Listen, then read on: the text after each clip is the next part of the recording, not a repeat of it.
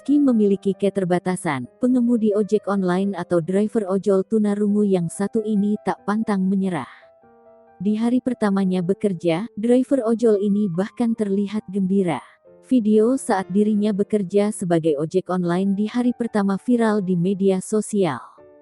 Karena tunarungu atau kesulitan mendengar, driver ojol ini pun membagikan bagaimana caranya berkomunikasi dengan pengemudi. Sepertinya pengemudi yang menggunakan jasanya tak perlu khawatir.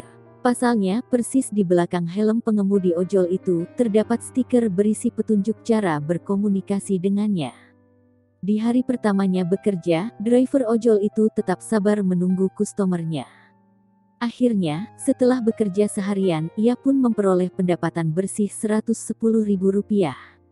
Sebelum pulang, ia membelikan makanan terlebih dulu. Ternyata, sesampainya di rumah, makanan itu diberikan ke ibunya.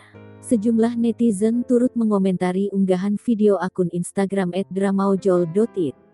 Tak sedikit yang mendoakan driver ojol itu agar rezekinya semakin lancar.